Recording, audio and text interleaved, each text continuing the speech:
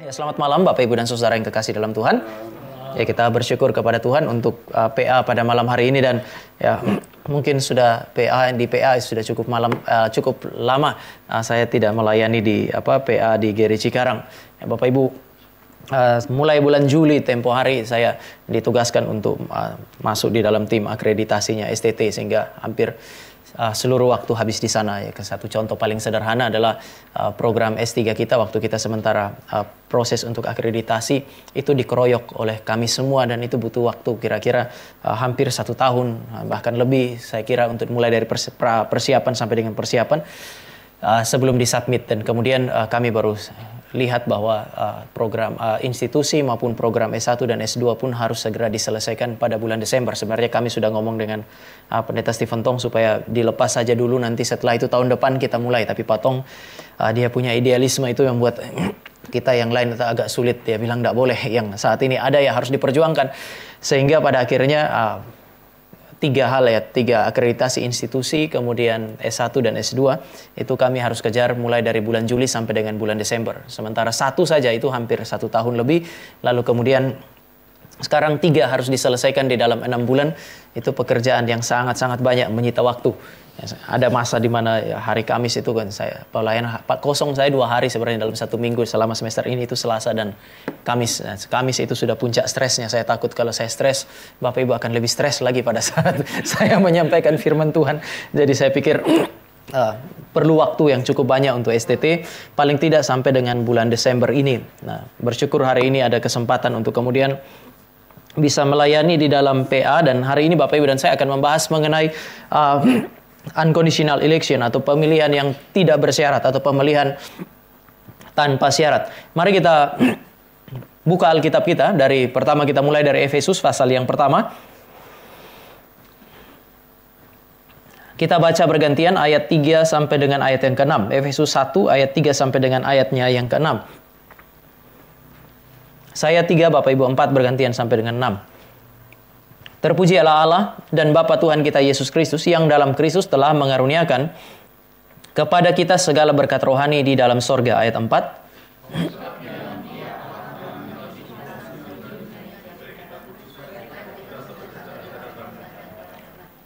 Dalam kasih Ia telah menentukan kita dari semula oleh Yesus Kristus untuk menjadi anak-anaknya sesuai dengan kerelaan kehendak-Nya.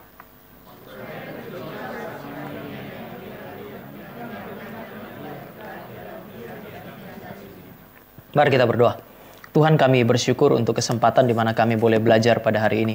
Kiranya Tuhan hadir di tengah-tengah kami, Engkau yang memberi firman, memberikan kepada kami pengertian, supaya kami boleh mengerti firman, dan pada akhirnya kami boleh dapat mensyukuri anugerah Tuhan di dalam kehidupan kami. Ini doa kami di dalam nama Tuhan Yesus kami berdoa, dan kami minta anugerah Tuhan. Amin. Bapak Ibu, doktrin mengenai pemilihan Allah di dalam kehidupan kita adalah doktrin yang memang sudah diindikasikan di dalam Alkitab. Sekali lagi, pemilihan adalah doktrin yang memang bukan hanya sekedar diindikasikan, tetapi secara eksplisit itu dituliskan di dalam Alkitab. Ini hal yang pertama. Yang kedua, meskipun dituliskan dengan sangat jelas, Bapak Ibu dan saya mesti sadar bahwa doktrin tentang pemilihan, atau nanti di dalam tradisi reform disebut sebagai predestinasi, adalah doktrin yang paling sering diperdebatkan sampai dengan hari ini. Seolah-olah pemilihan Allah ini adalah masalah yang terus diperdebatkan dan tidak pernah selesai. Maka bagi saya ini adalah salah satu doktrin paling kontroversial di dalam Alkitab. Ketika Bapak Ibu dan saya lihat orang menyanyi, orang sering menyanyi Allah memilih kami, Allah memilih kami.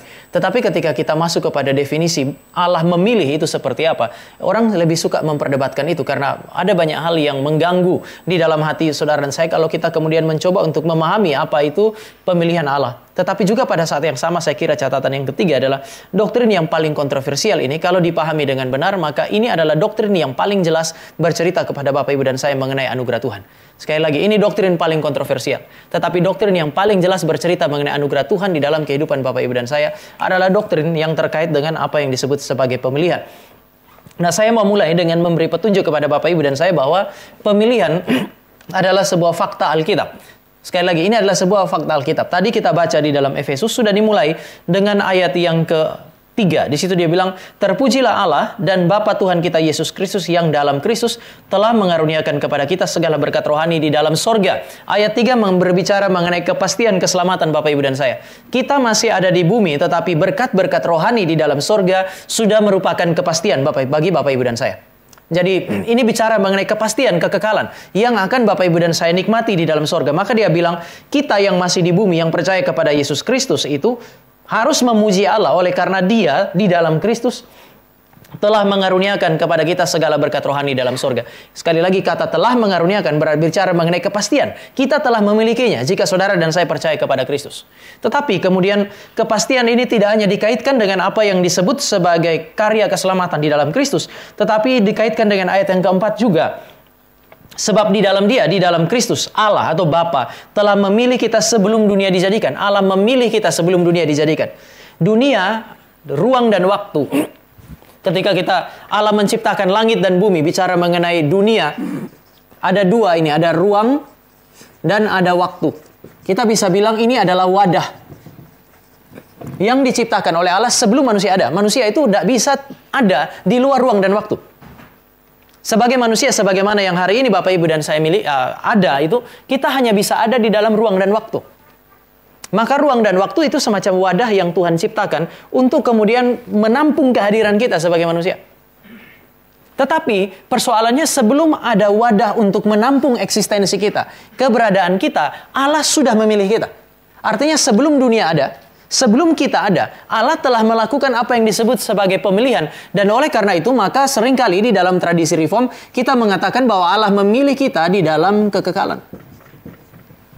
Pemilihan terjadi di dalam kekekalan. Pemilihan Allah bukan sesuatu yang terjadi setelah sejarah terbentuk. Sejarah itu berjalan di dalam ruang dan waktu yang merupakan wadah untuk menampung manusia dan segala aktivitasnya.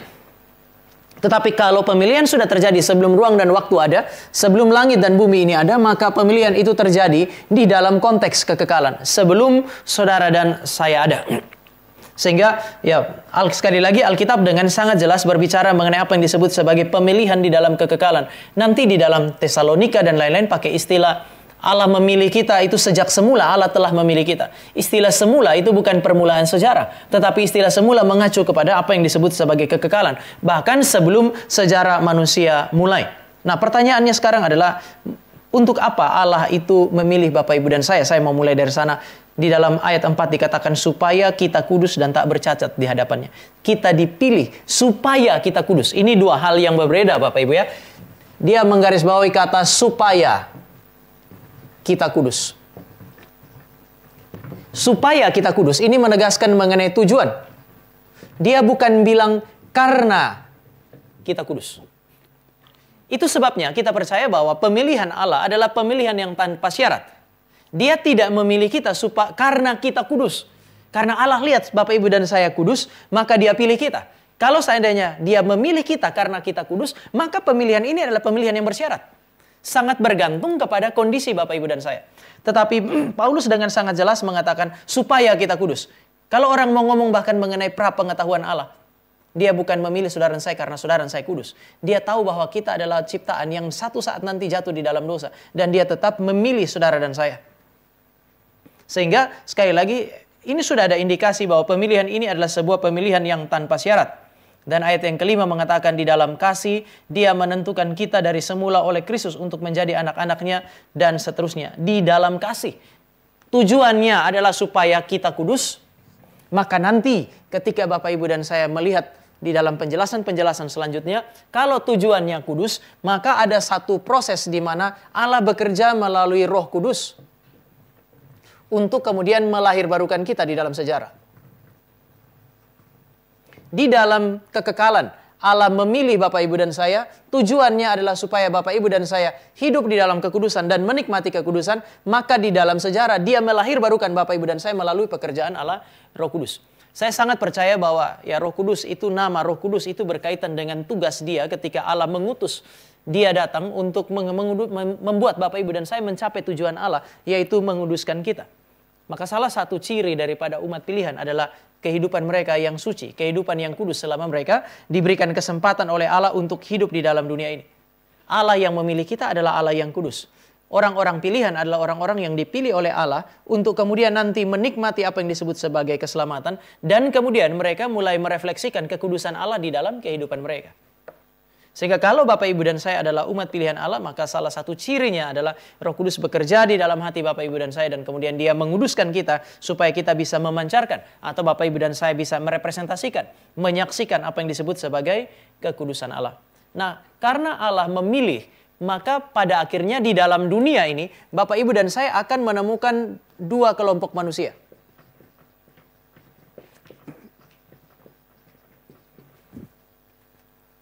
Seolah-olah pemilihan Allah ini mengkutubkan manusia. Mari kita lihat Roma pasal yang ke-9.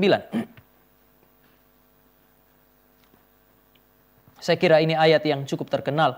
Banyak orang hari ini menolak doktrin yang disebut sebagai pemilihan Allah. Tetapi Bapak Ibu dan saya tidak bisa menghindari doktrin ini. Saya baca ayat yang ke-7. Kemudian Bapak Ibu baca ayat 11. Kita bergantian sampai dengan ayatnya yang ke-16. Saya baca 7, Bapak Ibu mulai 11, lalu kita bergantian sampai dengan 16. Saya mulai dari ayat yang ke-7. Dan juga, tidak semua yang terhitung keturunan Abraham adalah anak Abraham, tetapi yang berasal dari Ishak, yang akan disebut keturunanmu. Ayatnya yang ke-11.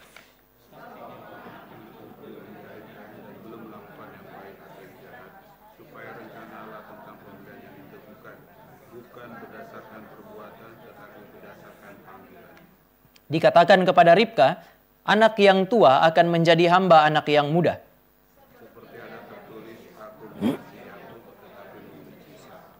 Jika demikian, apakah yang hendak kita katakan? Apakah Allah tidak adil? Mustahil.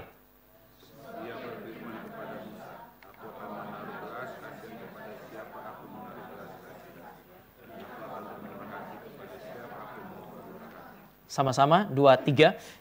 Jadi hal itu tidak bergantung kepada kehendak orang atau usaha orang, tetapi kepada kemurahan hati Allah. Ini mirip dengan ayat 16, itu mirip dengan ayatnya yang kelima, Efesus pasal yang pertama ayat yang kelima. Tujuannya adalah untuk menguduskan Bapak Ibu dan saya, tetapi dasarnya adalah kasih Allah atau kemurahan Allah. Allah memilih manusia berdasarkan kasih-Nya. Sehingga di dalam ayat yang ke-16 dikatakan ini tidak bergantung kepada kehendak orang. Ini tidak bergantung kepada kondisi manusia. Tetapi ini bergantung kepada kemurahan Allah semata-mata. Nah, mari kita lihat di dalam Roma pasal yang ke-9 ini. Ayat 7 mulai dengan mengatakan anak Abraham itu paling tidak. Ada beberapa anak Abraham kan ya. Dari Ketura juga ada. Tetapi biasanya yang akan diingat itu adalah Ishak dan Ismail. Maka Bapak Ibu dan saya akan menemukan bahwa sebenarnya dari satu orang yang sama itu seolah-olah sudah terpecah menjadi dua kutub. Dan dikatakan yang dipilih bukan Ismail. Yang dipilih adalah Ishak. Lalu kemudian nanti anak Ishak itu ada Esau dan Yakub. Lalu kemudian pada ayat yang ke-11 dan ayat 13 dikatakan Tuhan sendiri berkata kepada ibu dari Esau dan Yakub bahwa Esau aku benci, Yakub aku kasih. Bapak Ibu dan saya sekali lagi melihat bahwa dari rahim yang sama atau dari benih yang sama muncul dua orang, dan dua orang ini dikutubkan oleh Allah, dipisahkan oleh Allah berdasarkan kerelaan kehendaknya. Dia memilih yang satu dan kemudian dia menolak yang lain. Kalau kita baca sejarah perjanjian lama, sebenarnya Bapak Ibu dan saya selalu akan menemukan ada dua kelompok manusia. Anak Adam itu kemudian Bapak Ibu dan saya akan menemukan nanti anak Adam ada Kain, ada Habel. Habel mati, kemudian ada Set. Setelah itu kita masuk ke dalam Kejadian pasal 4, kita akan menemukan dua silsilah itu. Pertama silsilah silsilah Adam melalui Kain, yang kedua silsilah Adam melalui Set. Yang satu disebut sebagai garis keturunan yang disebut sebagai anak-anak Allah, garis yang lain disebut sebagai anak-anak manusia. Maka pemilihan Allah itu akan tampak di dalam sejarah melalui hadirnya dua kelompok manusia yang selalu ada di dalam antitesa. Yang satu yang dipilih oleh Allah disebut sebagai anak-anak Allah oleh karena mereka hidup sesuai dengan kehendak Allah. Benih ilahi di dalam diri mereka itu seolah-olah nampak dengan sangat jelas. Mereka hidup di dalam kekudusan, dan ada yang disebut sebagai anak-anak manusia. Mereka hidup seperti Adam. Hidup di dalam perlawanan kepada Allah. Tetapi paling tidak kita sudah bisa melihat bahwa Allah memilih di dalam kekekalan, konsekuensinya adalah Bapak Ibu dan saya akan menemukan dua kelompok manusia di dalam dunia ini. Dan berdasarkan pemilihan Allah ini sebenarnya Alkitab mau bilang dua garis ini sebenarnya tidak boleh bersatu. Sama sekali tidak boleh bersatu. Ketika dua garis ini bersatu, Bapak Ibu dan saya akan melihat kehancuran di dalam sejarah. Kan air bah itu, cerita mulai air bah itu mulai dari pasal yang ke-7 kan Bapak Ibu ya. Kejadian. Itu dimulai dengan pasal 6 itu. Di situ dikatakan apa ya? Anak-anak Allah melihat anak-anak perempuan manusia cantik-cantik, diambilnya siapapun yang dia inginkan. Kemudian setelah mereka mengambil itu, Tuhan mengatakan kejahatan manusia itu sudah terlalu besar di bumi. Segala yang diinginkan hatinya adalah jahat semata-mata. Ayat 7 isinya adalah penghukuman. Maka Bapak Ibu dan saya melihat bahwa doktrin pemilihan Allah ini punya banyak sekali konsekuensi di dalam konteks kehidupan manusia. Nah, yang menjadi persoalan adalah seringkali ketika orang berbicara mengenai pemilihan di dalam tradisi Reform sendiri, itu ada dua kelompok sebenarnya. Jadi kalau kita ngomong dengan mereka yang ada di luar Reform, ada dua garis kelompok besar. Ada yang mengatakan Allah itu tidak memilih, manusialah yang datang kepada Tuhan, lalu kemudian menikmati apa yang disebut sebagai keselamatan. Sementara di dalam tradisi gereja juga ada yang mengatakan dah Allah memilih. Kemudian kita yang ada di Reform misalnya, atau sebelum kita masuk ke Reform ya, kan saya tidak tahu minggu yang lalu sudah sempat dijelaskan atau tidak, tetapi tulip ini kan responnya orang-orang Reform terhadap Remonstran atau Arminian. Ketika orang-orang Arminian atau Remonstran melihat ayat-ayat di dalam Alkitab, mereka itu tidak bisa menolak bahwa Allah memilih. Mereka mengakui bahwa Allah juga memilih. Tetapi mereka menolak bahwa Allah memilih tanpa syarat. Bagi mereka Allah memilih karena apa yang disebut sebagai foreknowledge. Allah sudah tahu terlebih dahulu bahwa kita akan pilih dia, maka Allah pilih kita. Jadi di dalam kekekalan, Allah yang mengetahui segala sesuatu tahu saya, Pak Elfrid dan Bapak Ibu, ketika ditawarkan Injil akan menerima. Maka dia memilih kita. Reform mengatakan, oh enggak. Allah bukan melihat saudara dan saya akan pilih dia, maka dia pilih kita. Tetapi Allah pilih kita berdasarkan kasih karunia-Nya. Nanti saya akan memberikan sedikit penjelasan mengenai hal ini. Tetapi kemudian nanti ketika Bapak Ibu dan saya masuk di dalam tradisi Reform, bahkan dalam konteks kita GRI saja, pemilihan Allah dikaitkan dengan dua kelompok manusia ini, kita terbelah jadi dua. Ada yang disebut sebagai double predestination, percaya bahwa Allah memilih sebagian, menolak sebagian. Ada yang percaya hanya single predestination. Kalau Bapak Ibu ada di dalam kelas katekisasi, saya tidak pernah menyerahkan pengajaran mengenai predestinasi kepada hamba Tuhan yang lain. Kecuali saya sudah tahu bahwa dia double predestination. Saya belajar dari sejarah hidup saya sendiri. Satu kali saya ada di dalam satu PA, lalu kemudian hamba Tuhan seniornya adalah orang yang sangat percaya kepada single predestination. Percaya bahwa Allah hanya memilih. Dia tidak percaya Allah itu kemudian menolak. Kemudian minggu pertama waktu dalam konteks predestinasi dia jelaskan mengenai predestinasi tunggal. Saya nggak ikut PA-nya dia karena saya ada pelayanan. Minggu berikutnya dia ganti saya pergi pelayanan, maka saya ganti dia PA. Waktu saya PA, saya jelaskan mengenai predestinasi ganda. Jemaat bingung. Lalu kemudian biasanya kalau jemaat bingung kan mereka nggak ngomong kepada hamba Tuhan juniornya. Mereka ngomong ke gembala sidangnya. Lalu kemudian satu waktu sang gembala sidang itu panggil saya lalu bilang begini, Tama, kita makan siang sebentar. Gak biasanya begitu, saya mulai berasa ada sesuatu. Lalu kemudian makan, dia tanya, kamu predestinasi tunggal atau ganda? Saya bilang ganda, langsung dia bilang cilaka. Saya single, pantas jemaat bingung. Mulai dari situ, setiap kali saya mulai saya melayani di Depok sampai dengan hari ini, saya tidak menyerahkan katekisasi terkait dengan pemilihan Allah itu, umat pilihan Allah. Tidak pernah saya serahkan kepada hamba Tuhan yang lain. Saya yang mesti menjalankannya. Untuk memastikan bahwa semua peserta katekisasi paling tidak melihat predestinasi dari sudut pandang yang sama.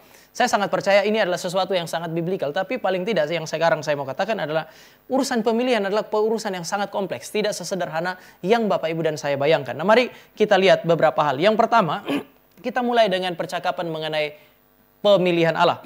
Kita lihat dari Yohanes pasal yang ke-15 ayat yang ke-16. Injil Yohanes, pasalnya yang ke-15, ayatnya yang ke-16. Nanti kita tahan Alkitab, kita akan lebih banyak berurusan dengan Injil Yohanes. Saya mau mulai dengan memberi penekanan kepada Bapak Ibu mengenai ini, anak-anak Allah, orang-orang yang memang dipilih untuk menikmati keselamatan. Mari kita baca sama-sama ayatnya yang ke-16. Injil Yohanes pasal 15. 2, 2, 3. Bukan kamu yang memilih aku, tapi akulah yang memilih kamu. Dan aku telah menetapkan kamu, supaya kamu pergi dan menghasilkan buah, dan buahmu itu tetap. Supaya kamu yang minta kepada Bapa dalam namaku, diberikannya kepadamu. Bapak Ibu, bukan kamu yang memilih aku, tetapi akulah yang memilih kamu. Di dalam dunia ini ada yang namanya umat pilihan. Mereka disebut sebagai umat pilihan karena Allah yang memilih. Ini agak sedikit seringkali menjadi polemik oleh karena fakta bahwa di dalam sejarah biasanya Bapak Ibu dan saya yang kelihatan pilih Tuhan kan ya. Kita mesti akui fakta itu. Biasanya reform dengan yang lain berantem karena ini. Kan saya yang pilih Tuhan. Hamba Tuhan habis khotbah, hamba Tuhan calling kan. Siapa yang mau menerima Yesus sebagai Tuhan dan Juru Selamat? Kan kita punya pilihan untuk angkat tangan dan tidak angkat tangan. Bagaimana merekonsiliasi persoalan ini? Allah memilih kita atau kita yang memilih Allah? Sekali lagi di dalam konteks Alkitab ya kita ngomong Allah pilih dalam kekekalan. Namun pada faktanya saudara dan saya lah yang angkat tangan dan maju ke depan. Mungkin Bapak Ibu dan saya bisa menjelaskan fakta ini pakai gambaran yang seringkali dipakai oleh Sigmund Freud itu. Semacam fenomena gunung es yang kelihatan oleh mata Bapak Ibu dan saya. Ini adalah konteks di mana kita ikut KKR, kita yang pilih Tuhan. Hamba Tuhan bilang, siapa mau terima Yesus sebagai Tuhan dan Juru Selamat, angkat tangan maju ke depan. Kita tidak boleh sangkali fakta ini. Kalau kita menyangkali fakta ini, berarti kita tidak boleh berharap hamba Tuhan calling pada saat KKR. Ini sebuah fakta di dalam sejarah. Maka saya bisa bilang di dalam sejarah, memang ada konteks di mana saudara dan saya memilih Tuhan. Tetapi sebelum Bapak Ibu dan saya bisa memilih Tuhan, harus ada proses yang tidak kelihatan. Yang pertama adalah Allah memilih. Yang kedua, jika Allah memilih, maka di dalam GTZ pakai istilah di bawah sadar Roh Kudus melahirbarukan Bapak Ibu dan saya. Saya hanya bisa mengerti bahwa Yesus adalah Tuhan dan Juru Selamat jika Roh Kudus melahirbarukan saya. Sehingga pada akhirnya saya mengerti dan saya memilih untuk mengikuti Yesus Kristus. Tetapi persoalannya adalah kalau Roh Kudus itu melahirbarukan manusia, kenapa dia tidak melahirbarukan seluruh manusia? Kan sederhana, saya selamat karena iman. Oke, apakah beriman itu urusan intelektual? Apakah saya beriman karena saya mengerti firman lebih dalam dari yang lain? Bapak Ibu dan saya harus mengakui bahwa kadang-kadang orang ateis itu kapasitas intelektualnya bisa lebih baik dari kita. Tapi anehnya ketika Injil disampaikan mereka menolak. Kenapa? Kalau iman itu yang menyelamatkan, kenapa tidak semua orang beriman? Ini bukan urusan kapasitas intelektual, tetapi ini adalah urusan pekerjaan Allah Roh Kudus yang melahirbarukan dan memberi pengertian. Maka pertanyaan selanjutnya adalah, kenapa Roh Kudus tidak melahirbarukan dan memberi pengertian kepada semua orang? Saya kira jawabannya cuma satu. Karena Roh Kudus memberi pengertian, memberikan apa yang disebut sebagai melahirbarukan dan memberi pengertian hanya kepada orang-orang yang dipilih oleh Allah. Salah satu petunjuk yang paling jelas adalah di dalam Kisah Para Rasul pasal yang ke-13. Mari kita lihat Kisah Para Rasul pasal yang ke-13.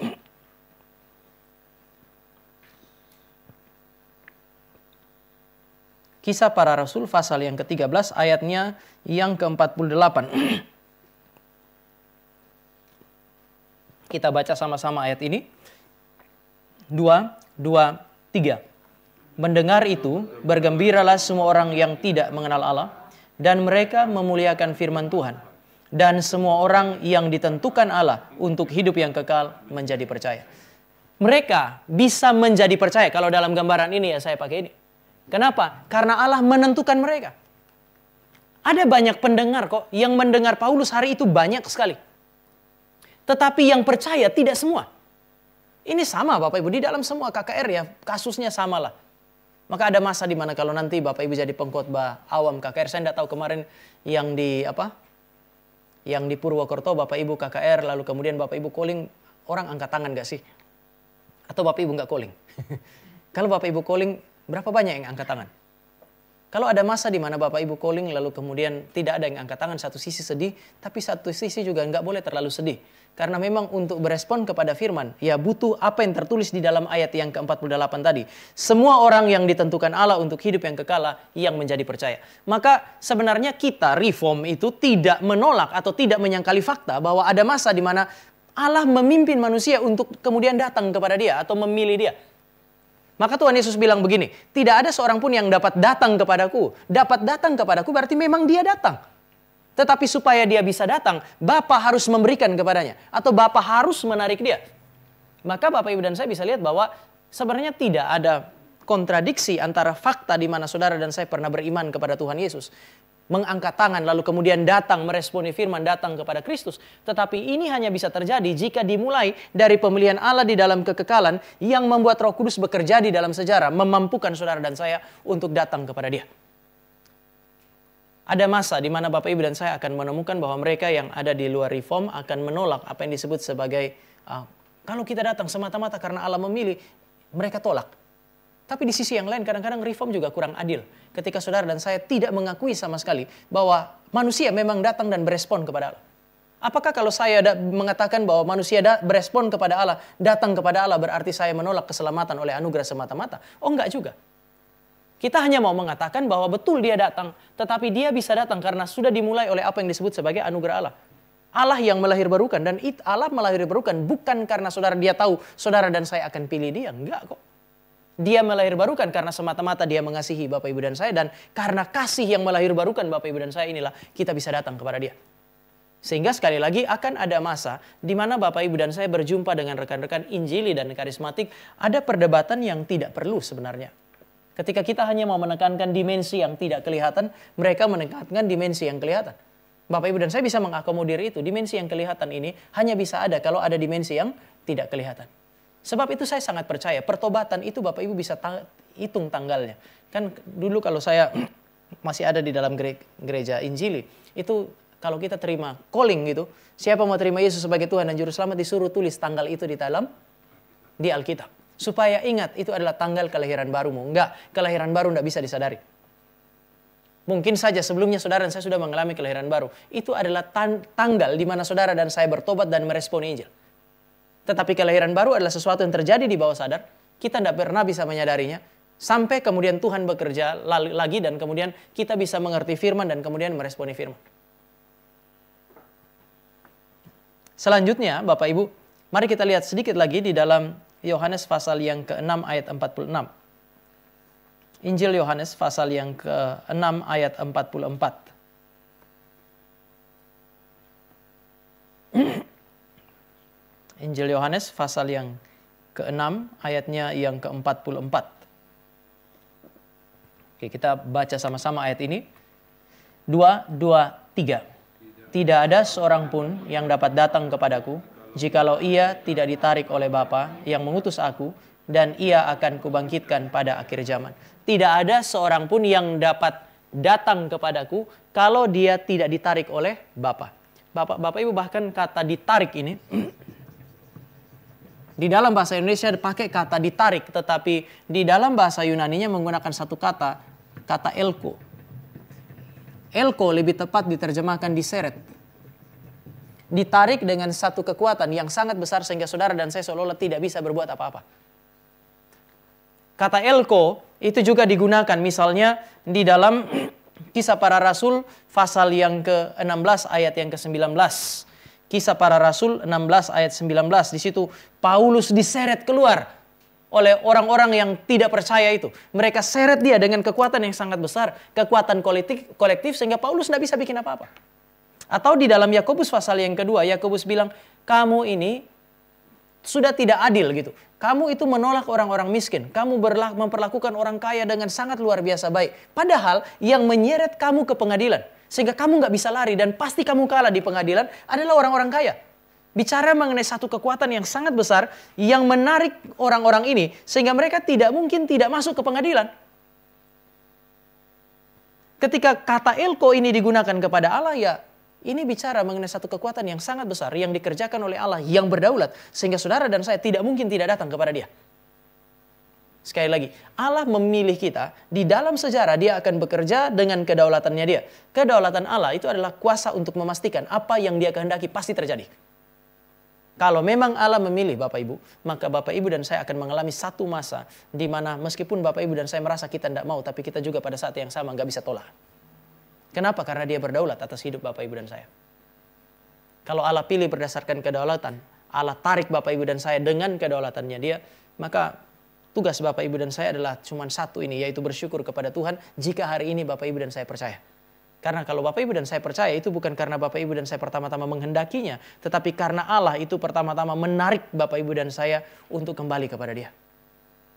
Dan supaya Bapak Ibu dan saya punya ucapan syukur itu menjadi lebih besar, mari kita lihat fakta bahwa Allah itu bukan hanya pilih, Allah tolak juga. Sekali lagi, kita bersyukur Allah pilih kita.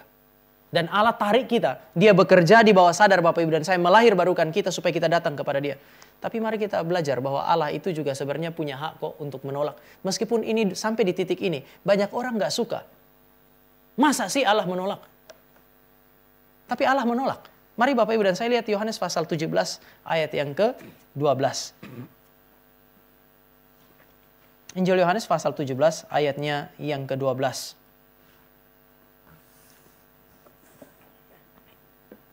2:3. Selama aku bersama mereka, aku memelihara mereka dalam namamu, yaitu namamu yang telah engkau berikan kepadaku. Aku telah menjaga mereka, dan tidak ada seorang pun daripada mereka yang binasa, selain daripada dia yang telah ditentukan untuk binasa, supaya genaplah yang tertulis dalam kitab suci. Tidak ada yang binasa, kecuali dia yang ditentukan untuk binasa. Siapa yang menentukan itu? Sekali lagi, siapa yang menentukan itu? Banyak orang menolak bahwa Allah itu menentukan manusia, atau menolak manusia di dalam kedaulatannya sehingga dia binasa. Tetapi Bapak Ibu dan saya berdasarkan ayat ini, Bapak Ibu dan saya harus menerima satu fakta, bahwa memang Allah menolak orang yang tertentu. Allah tidak menerima semua orang. Dia bukan hanya memilih lalu kemudian yang lain itu terjadi di luar kedaulatannya Dia. Justru sebaliknya, kalau Dia pilih berarti yang tidak dipilih itu adalah orang-orang yang ditolak kok. Dan teks ini memang bicara mengenai Yudas. Ada 12 yang saya panggil. Dalam Yohanes pasal yang ke-6 atau 7, Tuhan Yesus bilang, kamu 12 ini saya yang panggil, tapi satu di antara kamu adalah iblis. Sekarang dia bilang, orang ini adalah orang yang akan binasa. Atau Bapak Ibu bisa lihat, Yohanes pasal 17 itu doa Tuhan Yesus. Dan doa Tuhan Yesus ini adalah doa untuk murid-murid. Bapak Ibu dan saya akan menemukan doa untuk murid ini adalah doa pertama untuk keselamatan mereka. Yang kedua, doa supaya keselamatan yang Allah anugerahkan itu tidak hilang. Tetapi di dalam Yohanes 17 pula lah, Tuhan Yesus bilang begini. Aku berdoa untuk mereka, bukan untuk dunia aku berdoa. Bapak Ibu jangan lupa, biasanya orang berlindung di balik Yohanes 3 ayat 16. Karena begitu besar kasih Allah akan dunia ini, sehingga Dia mengaruniakan anaknya yang tunggal, supaya siapa yang percaya tidak binasa, melainkan beroleh hidup yang kekal. Sekarang Bapak Ibu di dalam Yohanes pasal 17, Bapak Ibu baca baik-baik dan dengar baik-baik doa Tuhan Yesus di situ. Dia yang diberikan sebagai tanda cinta kasih Allah bagi dunia berkata, saya tidak berdoa bagi dunia. Saya hanya berdoa bagi murid-muridnya saya. Di antara yang 12 ini, Yesus berdoa untuk 11. Yesus tidak berdoa untuk yang ke-12. Maka yang ke-12 hilang. Jika seandainya Bapak Ibu dan saya menemukan satu fakta di mana saudara dan saya melihat ada orang Kristen terhilang. Sebelum dia mati memang masih ada harapan bagi dia untuk kembali. Tapi jika dia mati di dalam keterhilangan, Bapak Ibu dan saya mesti ingat Yesus tidak pernah berdoa bagi dia. Bapak Ibu dan saya mungkin berdoa bagi kita, tetapi Allah yang berdaulat itu punya kedaulatan untuk menjawab ya dan tidak bagi doa-doa Bapak Ibu dan saya. Tetapi kalau dia mati di dalam kebinasaan, Bapak Ibu dan saya mesti tahu Yesus tidak pernah berdoa untuk dia. Artinya Bapak Ibu dan saya adalah orang-orang yang selamat. Karena apa? Karena Bapa yang memilih itu mengutus Yesus sebagai pengantara. Dia bukan hanya mati bagi Bapak Ibu dan saya, tapi dia berdoa bagi Bapak Ibu dan saya. Keselamatan hanya bisa saudara dan saya nikmati karena ini. Atau mari Bapak Ibu dan saya sekarang lihat Yudas pasal yang ke-1 ayat 4 ini kita pernah renungkan. Maka singkat saja saya mau ajak Bapak Ibu untuk lihat bahwa memang paling tidak kita tahu bahwa ayat Alkitab berbicara mengenai hal ini. Yudas pasal 1 ayat yang ke-4. Kita baca sama-sama ayat yang keempat, 2, 3. Sebab ternyata ada orang-orang telah masuk menyelusup di tengah-tengah kamu, yaitu orang-orang yang telah lama ditentukan untuk dihukum. Mereka adalah orang-orang fasik yang menyalahgunakan kasih karunia Allah kita untuk melampiaskan hawa nafsu mereka dan yang menyangkal satu-satunya penguasa Tuhan kita Yesus Kristus. Ada orang-orang di dalam jemaat disebut sebagai penyusup, tapi mereka juga disebut sebagai orang-orang yang telah lama ditentukan untuk dihukum. Mereka sudah terlalu lama ditentukan oleh Allah untuk menikmati apa yang disebut sebagai penghukuman atau kebinasaan. Maka ciri mereka adalah fasik. Mereka menyalahgunakan kasih karunia Allah untuk melampiaskan hawa nafsu mereka. Maka tadi saya bilang umat pilihan itu ada satu tanda, yaitu mereka hidup di dalam kekudusan. Mereka bukan orang-orang yang gak berdosa, tetapi ada kerinduan untuk hidup kudus, ada perjuangan untuk hidup kudus. Sementara itu mereka yang mau dibuang oleh Allah, ada satu tanda yang sangat jelas, yaitu mereka itu bukan berjuang untuk hidup kudus, tetapi malah menggunakan segala yang diberikan oleh Allah sebagai kasih karunia untuk melawan Allah dan kemudian hidup di dalam dosa. Maka ketika Bapak Ibu dan saya berhadapan dengan doktrin reform tentang pemilihan Allah, Bapak Ibu dan saya perlu bersyukur karena pertama Allah memilih kita. Yang kedua, kalau pemilihan ini adalah pemilihan yang tanpa syarat, Bapak Ibu dan saya mesti bersyukur untuk dalam konteks menjawab pertanyaan ini, kenapa Allah pilih kita dan bukan yang lain? Kenapa ya ada orang yang ditolak dan bukan Bapak Ibu dan saya yang ditolak? Ada di antara Bapak Ibu mungkin yang bukan berasal dari Kristen dan sekarang menjadi Kristen, bahkan kemudian Kristen yang sangat mengasihi Tuhan. Kenapa Tuhan pilih Bapak Ibu dan bukan orang lain? Ada orang dari lahir sampai mati itu Kristen, tetapi mereka lahir sampai mati bukan sebagai orang yang dipilih oleh Allah sehingga mereka menikmati kebinasaan, bahkan mati di dalam gereja secara spiritual di dalam konteks hidup sebagai orang yang punya KTP Kristen misalnya. Dari lahir sampai mati dia Kristen, tapi dia bukan umat pilihan. Kenapa kita yang tadinya jauh, sekarang justru dia bawa masuk ke dalam rumah Tuhan dan menikmati kasih karunia Tuhan. Sementara mereka yang ada di dalam rumah, justru kemudian seperti diusir keluar dari dalam rumah dan menikmati apa yang disebut sebagai kebinasaan. Ketika melihat mengenai pemilihan Tuhan, biasanya orang cenderung untuk kemudian mempertanyakan apa yang disebut sebagai keadilan Tuhan. Tapi sebelum Bapak Ibu tanya keadilan Tuhan, tanya dulu kenapa saya dan bukan yang lain. Kalau Bapak Ibu dan saya mengajukan pertanyaan ini, atau Bapak Ibu dan saya mencoba untuk memahami hal ini di dalam konteks kehidupan kita, Bapak Ibu dan saya akan lebih bersyukur. Lebih bersyukur untuk kondisi Bapak Ibu dan saya hari ini yang menjadi orang percaya. Di dalam konteks apa yang disebut sebagai pemilihan atau predestinasi, Bapak Ibu dan sekarang bisa lihat, pemilihan Allah adalah tindakan Allah di dalam kekekalan. Sekali lagi, pemilihan itu terjadi di dalam kekekalan berdasarkan apa? Berdasarkan dua hal ini. Pertama, berdasarkan kasih. Allah pilih kita semata-mata karena Dia mengasihi. Bukan karena Bapak Ibu dan saya adalah orang-orang yang terlalu baik. Dia lihat terlalu baik. Dia tahu bahwa saudara dan saya akan terlalu suci sehingga Dia pilih. Enggak. Dia pilih semata-mata berdasarkan kasihnya. Alkitab bahkan pakai istilah kerelaan. Dengan rela Dia pilih kita. Artinya kalau seandainya saudara dan saya menempatkan diri kita pada posisi Dia, mungkin Dia tidak rela pilih kita. Kita tidak rela untuk memilih orang-orang yang ada pada posisi kita. Tetapi Alkitab pakai istilah kerelaan untuk mengatakan bahwa Allah tuh terlalu kasihan sama Bapak Ibu dan saya, kemudian Dia pilih kita. Dan yang kedua, dasar daripada pemilihan Allah adalah apa yang menjadi tema kita hari ini, yaitu kedaulatan. Kedaulatan berarti pemilihan ini, begitu terjadi, pemilihan dijamin oleh kedaulatannya Dia. Tidak ada yang bisa gagalkan itu. Ada masa di mana kalau saya pikir-pikir mengenai kehidupannya saya, Tuhan kalau mau saya mati, itu sudah lebih cepat sebelum mengalami apa yang disebut sebagai kelahiran baru bahkan. Waktu masih SMP, SMA itu kita kalau bawa motor kan. Sekarang kalau kita lihat orang bawa motor itu ngebut kita jengkel. Satu kali waktu saya lagi nyetir itu antar mama ke Bandung lalu kemudian nyetir lalu masih di Depok itu orang kan sering nyalip sana sini. Wah saya agak jengkel. Mama saya bilang begini, saya kira dulu kamu begitu juga. Waktu saya sudah dengar kayak begitu kan telinga kita panas. Saya rasa kayak saya makin emosi. Tapi kan namanya mama ya sudah kita diam aja. Diam aja. Saya lihat Vicaris Grace di samping saya dia senyum-senyum. Tapi Bapak Ibu satu waktu itu ada kira-kira 2 kali yang menurut saya harusnya mati tuh. Saya punya zaman itu motor model RX King. Zaman sekarang itu dibilang itu motornya maling. Zaman dulu memang anak-anak di Kupang semua punya suka kayak gitu. Dan kami ganti knalpotnya. Dari yang standar itu jadi yang racing tuh. Sehingga kalau saya jalan dari sini Bapak Ibu punya klaster yang di sana. Sudah tahu saya datang. Sudah gitu kita geber semaksimal mungkin kan. Sehingga satu kali lampunya saya tuh mati. Lalu kemudian saya ngebut pulang entah pulang dari mana saya lupa. Begitu masuk ke tempatnya saya itu kayak hutan. Sehingga begitu masuk, pokoknya karena tiap hari lewat situ kan kita juga bisa tahu di mana ada lubang kan. Jadi saya santai aja meskipun lampu mati, saya lari sedemikian dengan bunyi knalpot yang sebegitu besar.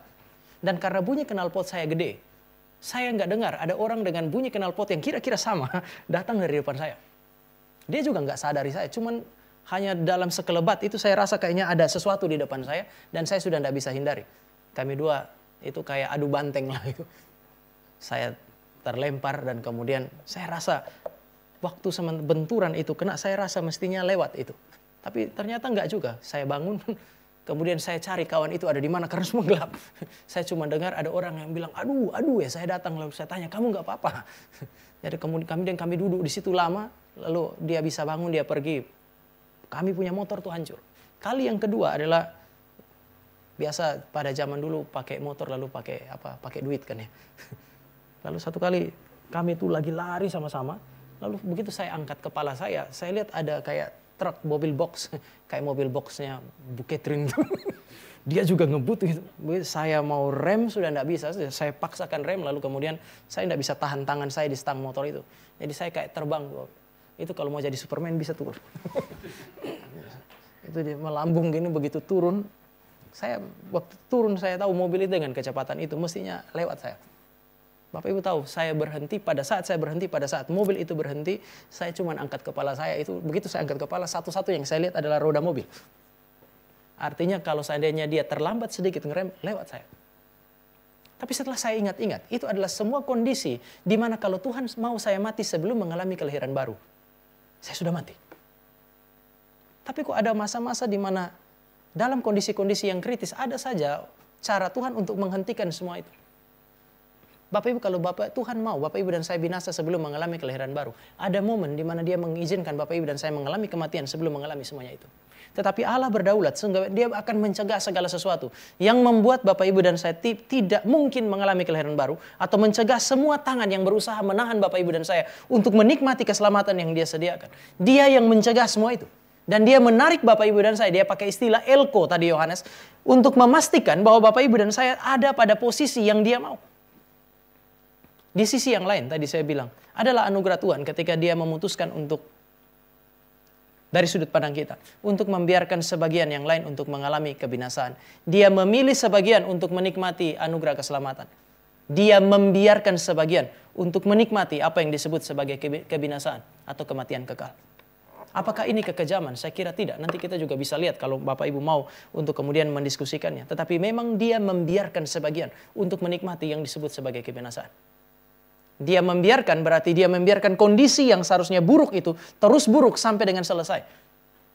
Mari kita ingat kalimat Tuhan kepada Musa mengenai Firaun itu. Dia bilang apa? Aku akan mengeraskan hatinya. Mengeraskan hati itu tidak berarti bahwa dia membuat hati lembut menjadi keras. Tetapi membiarkan hati yang keras tetap keras. Saya sering bilang bahkan di konteks ibadah kita, sebenarnya hati kita dengan hati Firaun itu kan 11-12 lah. Siapa di antara Bapak Ibu dan saya yang hatinya terlalu lembut? Enggak kan ya? Kita adalah orang-orang yang hatinya keras. Cuman Tuhan tidak membiarkan hati kita keras.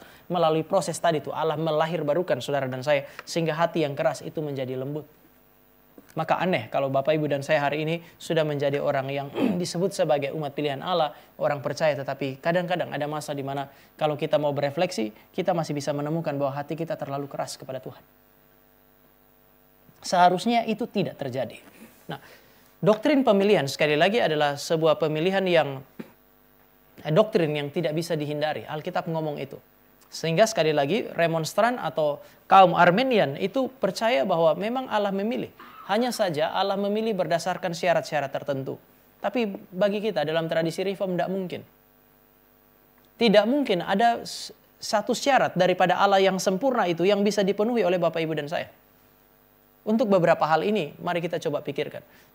Minggu yang lalu, Bapak Ibu belajar mengenai doktrin kerusakan total manusia, total depravity of man. Itu berarti tidak ada kebaikan sejati kan ya. Artinya bahkan sejak kekekalan, kalau kita mau sandar kepada foreknowledge-nya Allah, Allah sudah tahu bahwa kita tuh tidak bisa melakukan kebaikan sejati seperti yang Dia mau.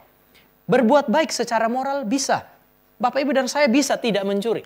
Artinya kata baik itu, di dalam konteks Alkitab itu kan memiliki beberapa kondisi. Baik berarti sesuai dengan hukum. Ini semua orang bisa kok. Semua orang yang sesuai dengan hukum di sekolah, di mana saja itu akan disebut sebagai orang baik. Di dalam konteks kehidupan berbangsa bernegara juga, semua masyarakat yang taat hukum disebut sebagai orang baik. Maka semua orang di dalam dunia mungkin bisa memenuhi ini, kesesuaian dengan hukum. Tetapi kalau Bapak Ibu dan saya melihat berdasarkan Roma, pasal yang ke-14 ayat 23 bagian B, baik itu Bapak Ibu berkaitan dengan apa yang disebut sebagai iman sejati. Nah ini sudah menjadi persoalan ini.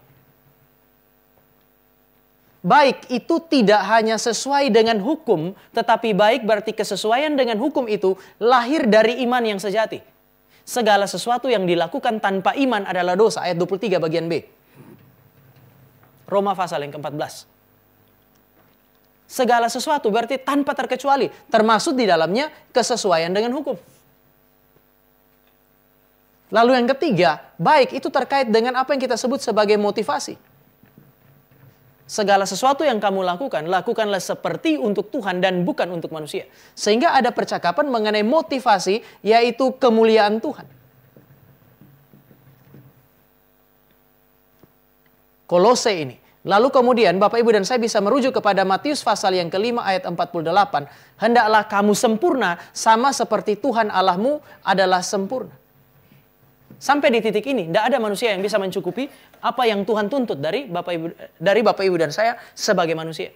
Sehingga kalau dikatakan Tuhan memilih kita berdasarkan foreknowledge-nya Dia, prapengetahuannya Dia, bahwa kita akan menjadi orang-orang baik yang akan meresponi Dia, doktrin kerusakan total manusia memberi petunjuk kepada Bapak Ibu dan saya. Tidak mungkin. Karena sejak kekekalan pun Dia sudah tahu Bapak Ibu dan saya tidak mungkin bisa mencapai standar baik sebagaimana yang ditetapkan oleh Allah.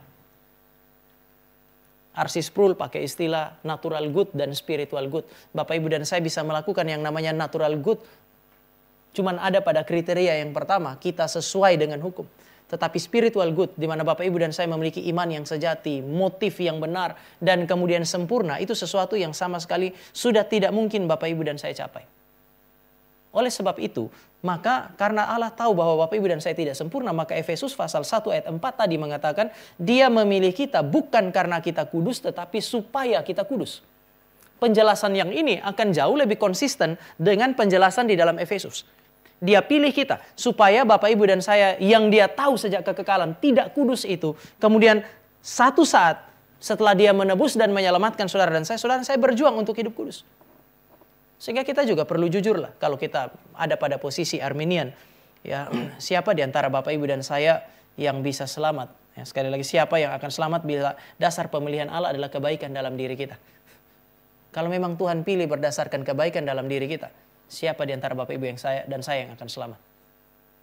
Bukankah kalau Bapak Ibu dan saya mau lihat pengakuan daripada orang-orang kudus di dalam Alkitab, mereka bukan mengatakan bahwa kami dipilih oleh Allah karena Allah tahu bahwa kami baik. Tapi kami dipilih oleh Allah semata-mata karena anugerah Allah. Kami adalah orang berdosa. Salah satu ciri daripada orang-orang yang ditebus oleh Tuhan, umat pilihan yang ditebus oleh Tuhan adalah mengakui bahwa mereka orang berdosa yang tidak layak. Bukan sebaliknya. Sehingga bagi saya pernyataan bahwa kita dipilih oleh karena Allah tahu kita akan memilih Dia, atau Allah melihat ada hal-hal yang baik pada saudara dan saya yang sebenarnya membuat kita layak untuk datang kepada Dia, itu adalah semacam penyangkalan terhadap Alkitab sebenarnya. Sehingga sekali lagi perbedaan antara kita dengan remonstran atau Arminian itu bukan karena mereka menolak pemilihan. Perbedaan kita dengan mereka adalah mereka meletakkan pemilihan Allah itu pada kondisi yang ada pada kita. Paling tidak Allah tahu misalnya kita akan pilih Dia. Allah tahu bahwa orang-orang ini akan hidup suci dan seterusnya. Ini penyangkalan terhadap apa yang diajarkan oleh Allah di dalam Alkitab. Nah, sekarang sebelum saya tutup, Bapak Ibu, saya mau antisipasi beberapa pertanyaan itu. Pertanyaan pertama adalah pertanyaan mengenai keadilan. Allah pilih sebagian, tolak sebagian. Biasanya pertanyaan yang pertama muncul adalah, Tuhan adil atau enggak? Yang kedua, bagaimana dengan cinta kasih Tuhan? Bagi saya, Bapak Ibu, pemilihan Allah ini adalah pemilihan yang berdaulat. Berdaulat berarti Dia tidak butuh izin Bapak Ibu dan saya. Kalau saya melakukan sesuatu, Bapak Ibu masih bisa tanya kenapa begini dan begitu. Tetapi terkait dengan Allah, Allah yang berdaulat tidak butuh izin kita. Yang kedua terkait dengan konsep keadilan. Adil itu kan saya sering khotbah di sini. Saya bilang adil itu bukan sama rata sama rasa Bapak Ibu. Adil itu konsep yang paling dasar adalah mendapatkan yang seharusnya. Apa itu adil? Adil berarti Bapak Ibu dan saya mendapat atau Bapak Ibu dan saya memberi yang seharusnya. Bukan sama rata sama rasa. Orang tua yang punya anak satu SMA, satu anak baru 2 atau 3 tahun, sama-sama 2 anak itu suka pizza. Waktu dia beli pizza, dia nggak akan berikan bagi 2 pizza itu untuk anak yang 3 tahun dengan anak yang 16 tahun. Nggak. Tetapi mungkin dia akan bagi 3/4 untuk anak yang besar, 1/4 untuk anak yang kecil. Karena 1/4 mungkin sudah cukup untuk anak yang 3 tahun itu. Maka adil itu bukan sama rata sama rasa. Biasanya orang bilang, kalau adil berarti ya dia harus memperlakukan semua sama. Oh, enggak bisa. Adil berarti kita memberi atau kita mendapatkan yang sudah seharusnya. Maka Bapak Ibu bisa gambaran mengenai keadilan Allah terkait dengan pemilihan itu. Mungkin kita bisa pakai jari saya ini. Kalau 10 orang ini mewakili seluruh manusia di seluruh dunia sepanjang zaman. Semua manusia ini berjalan dan kemudian sama-sama masuk ke neraka. Adil enggak ya? Kalau semua manusia berjalan dalam sejarah lalu kemudian semua berakhir di neraka. Kebinasaan. Adil kah?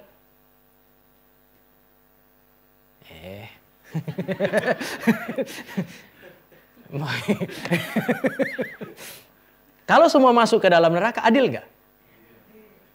Adil karena apa? Karena mereka mendapatkan yang seharusnya. Allah bilang upah dosa adalah maut. Maka kalau 10 ini masuk di sana, semua masuk dalam neraka, ya sudah dong. Adil. Sekarang mari kita mundur lagi. Sama-sama lagi berjalan ke neraka. Allah pilih yang kelima.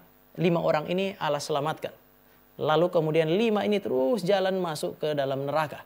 Allah biarkan mereka masuk ke dalam neraka. Sekarang saya mau tanya, adil nggak bagi 5 orang yang masuk neraka ini? Saya nggak tanya yang ini ya, saya tanya yang ini. 5 ini masuk neraka, adil nggak? Adil dong, dia dapat yang seharusnya. Lalu bagaimana dengan yang 5 ini?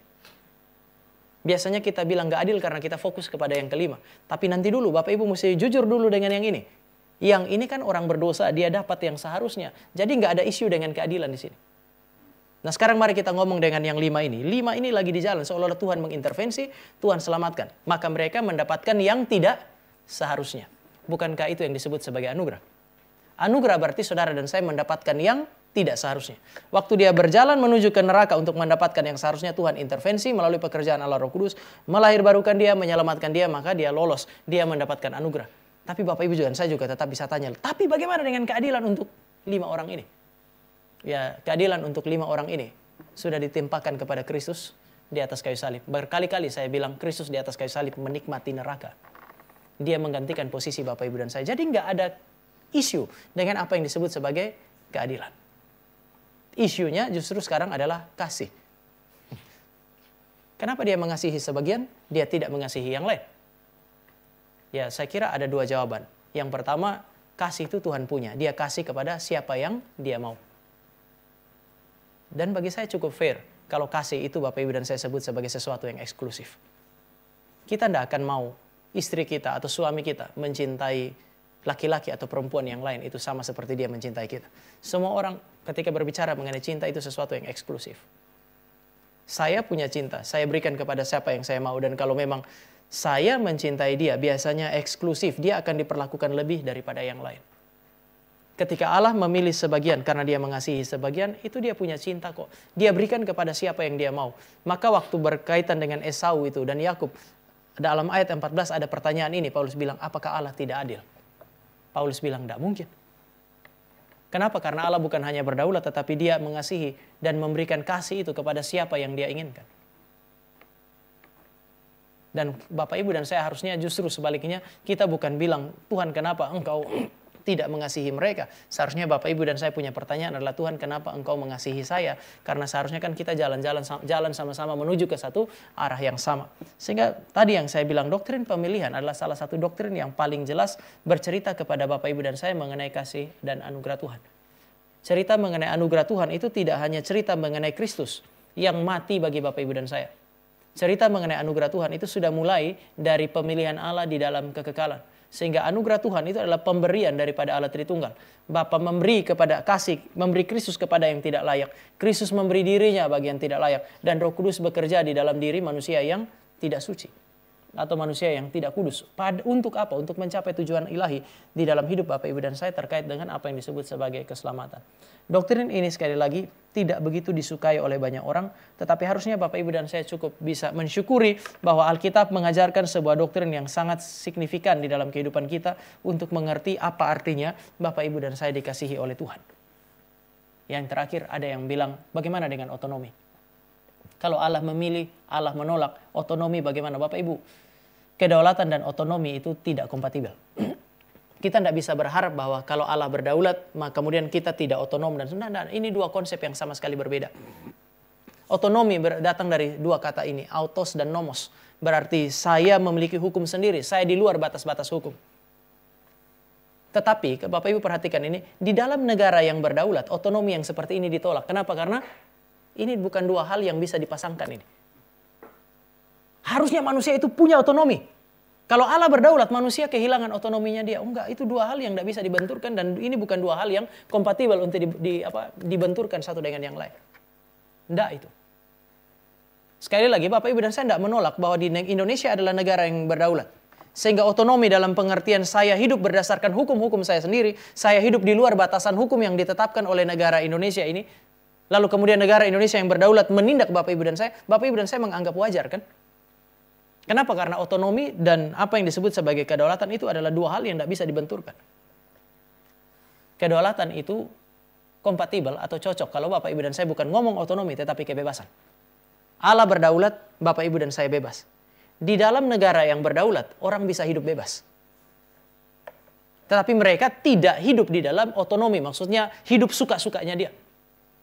Kebebasan yang sejati adalah kebebasan yang bisa Bapak Ibu dan saya nikmati di dalam kedaulatan Allah atau batas-batas yang ditetapkan oleh Allah. Yang seringkali membuat kita menjadi masalah dengan doktrin mengenai kedaulatan Allah yang memilih kita. Itu adalah karena kita meletakkan diri kita dengan Allah seolah-olah di dalam tataran yang sama. Kalau seandainya ini Allah dan ini manusia, makin Allah berdaulat, makin kecillah kedaulatan Bapak Ibu dan saya. Atau kebebasan Bapak Ibu dan saya. Kalau seandainya kita makin bebas, maka Allah makin tidak berdaulat. Orang sering ribut di sini kan ya. Kalau seandainya saya adalah orang yang bebas, harusnya Allah punya kedaulatan itu menyempit. Tetapi kalau Bapak Ibu dan saya mau melihat dengan sedikit lebih jelas, mungkin harusnya Bapak Ibu dan saya melihat dalam gambaran sedemikian. Kalau ini Allah, Bapak Ibu dan saya ada di sini. Bapak Ibu dan saya bebas melakukan apapun. Tetapi Bapak Ibu dan saya tidak akan pernah bisa melampaui Allah dan batasan-batasan yang telah ditetapkan di dalam kedaulatan. Sehingga kita tetap bebas dan Allah tetap berdaulat. Doktrin pemilihan Allah tidak menyangkali kebebasan Bapak Ibu dan saya. Justru sebaliknya, kalau Allah tidak memilih Bapak Ibu dan saya, Dia akan membiarkan Bapak Ibu dan saya pakai kebebasan kita untuk kemudian melawan Dia. Karena kita akan tetap bebas. Tetapi Dia membiarkan kita bebas dan terus lawan Dia sampai kapan? Sampai mati. Sebaliknya, jika Dia adalah Allah yang berdaulat dan Dia mau menyelamatkan Bapak Ibu dan saya, Dia akan membuat Bapak Ibu dan saya pakai kebebasan kita dan satu saat nanti kita berjumpa dengan Tuhan. Kita yang angkat tangan maju ke depan setelah Dia bereskan itu.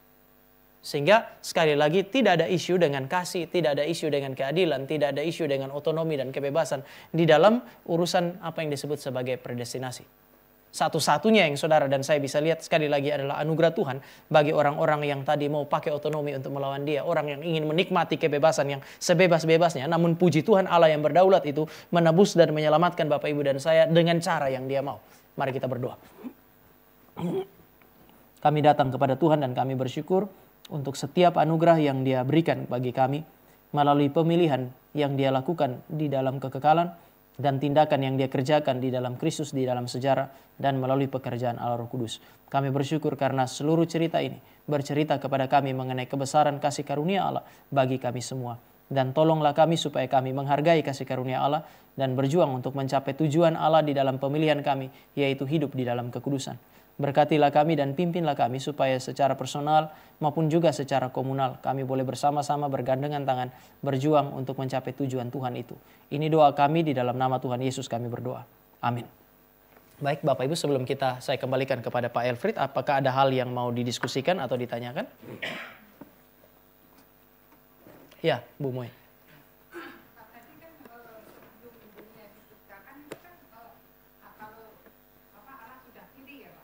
Iya. Terus saya mau tanya itu bagaimana dengan ini kalau Roh Kudus itu apakah Roh Kudus itu ada dalam diri orang-orang yang sudah dipilih sebelum, maksudnya yang sudah dipilih itu, atau waktu predestinasi itu Roh Kudus baru maksudnya ada di dalam diri setiap. Secara prinsip begini, dikatakan di dalam Kejadian tuh Allah membentuk manusia dari debu tanah, lalu Allah menghembuskan nafasnya kepada manusia, lalu manusia menjadi makhluk yang hidup. Artinya untuk Bapak Ibu dan saya bisa hidup, maka roh Allah itu harus ada pada kita. Sehingga manusia itu entah dia sudah lahir baru atau dia belum lahir baru, Roh Kudus itu hadir dengan cara yang berbeda-beda pada semua manusia.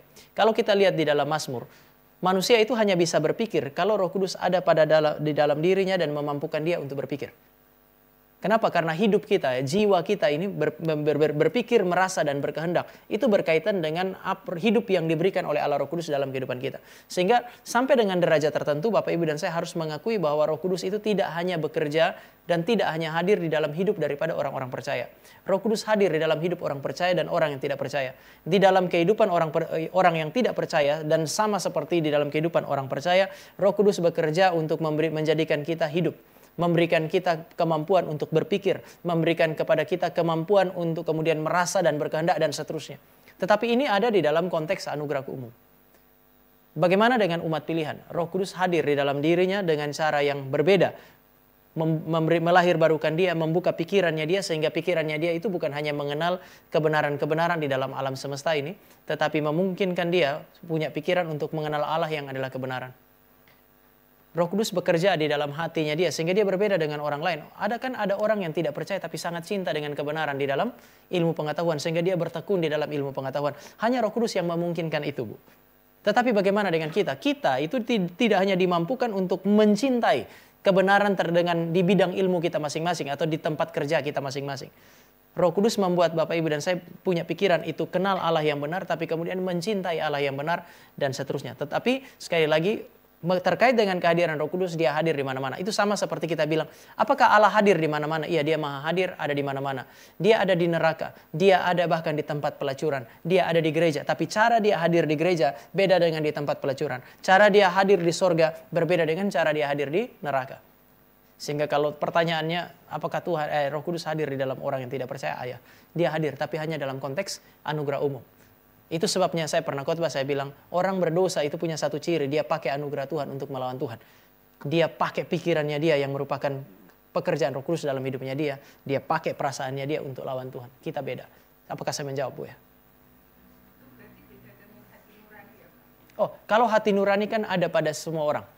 Tetapi ketajaman, Alkitab bilang, Paulus bilang di dalam Roma pasal 1 itu Allah menuliskan hukum-hukumnya di dalam hati manusia dan itu ada pada semua.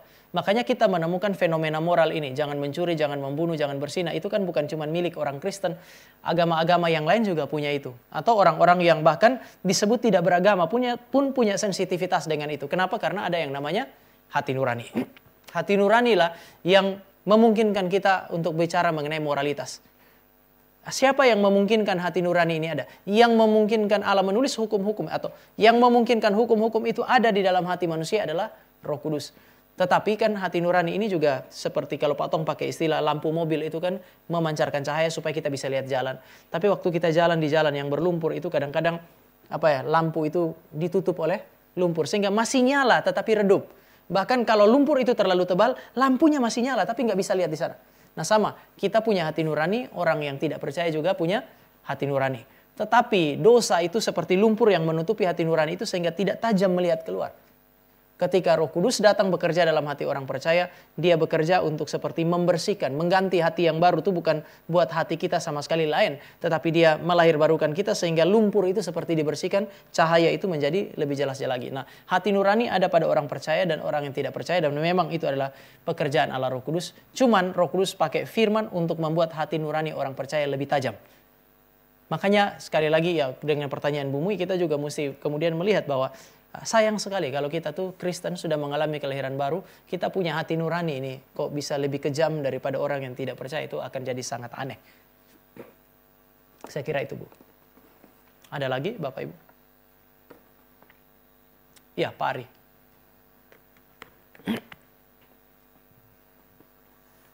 Pak, mau tanya apakah doktrin pemilihan ini sedikit banyak juga mempengaruhi apa yang dikerjakan oleh di dalam sejarah itu genosida oleh Hitler, karena kan Hitler itu dari Jerman itu dipengaruhi oleh doktrin reform.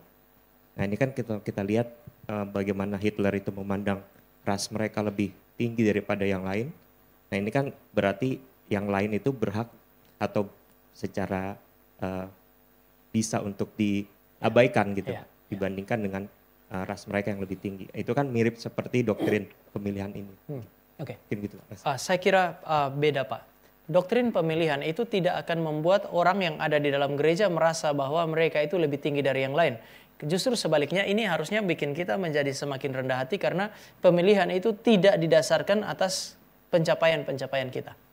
Sebaliknya kalau Bapak Ibu baca beberapa tulisan terkait dengan spirit yang menggerakkan Hitler tentang ras Aryan yang jauh lebih baik daripada yang lain, beberapa penafsir tentang Hitler itu kan lebih banyak berbicara mengenai prinsip evolusionisme, survival of the fittest. Jadi ras yang lebih kuat inilah yang harus kemudian menaklukkan segala sesuatu supaya dia bisa bertahan dan seterusnya. Jadi saya kira ini digerakkan oleh dua prinsip yang berbeda. Kalau Bapak Ibu dan saya percaya mengenai apa yang disebut sebagai pemilihan Allah, justru Bapak Ibu dan saya hidup pertama di dalam ucapan syukur, dan yang kedua bukannya sombong, tapi Bapak Ibu dan saya belajar rendah hati. Ternyata Allah memilih saya bukan karena saya mampu dan seterusnya. Tapi umumnya prinsip yang disebut sebagai evolusionisme itu yang datang dari evolusi inilah yang kemudian dilihat sebagai penyebab Hitler kemudian melihat dirinya dan rasnya itu lebih tinggi dari yang lain.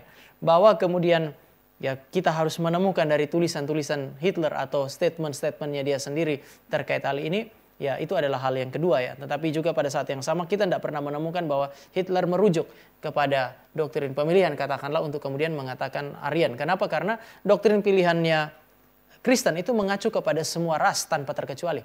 Semua manusia dari segala suku dan bangsa, bukan hanya kepada suku yang tertentu. Doktrin pilihanlah yang membuat Yakobus itu melawan penindasan terhadap kelompok yang tertentu, entah dia kaya, entah dia miskin. Doktrin pemilihanlah yang kemudian juga membuat Paulus itu mengatakan di dalam Kristus itu tidak ada lagi orang Yahudi atau orang Yunani, orang barbar atau orang Skit dan seterusnya. Artinya pemilihan justru membuat kita itu melihat semua manusia sama di hadapan Tuhan. Saya kira itu Pak. Bapa di sorga, kami bersyukur kepadamu untuk banyak hal yang Engkau buat bagi kami. Kami bersyukur untuk firman yang dianugerahkan bagi kami, supaya melaluinya kami mengenal Engkau dan mengarahkan kehidupan kami. Kami bersyukur untuk pengertian yang Engkau berikan bagi kami melalui pekerjaan Allah Roh Kudus terhadap kebenaran firman. Dan kami bersyukur untuk waktu-waktu yang dapat kami ambil untuk bersama-sama belajar seperti malam hari ini. Biarlah Tuhan yang menolong kami sehingga firman Tuhan itu terus terpatri dalam pikiran dan hati kami. Dan Tuhan pula lah yang bekerja melalui Roh Kudus untuk menolong kami berkomitmen kepada firman, menjalani hidup dan mencapai tujuan-tujuan Tuhan di dalam kehidupan kami. Baik itu secara personal maupun juga secara komunal sebagai satu jemaat di tempat ini.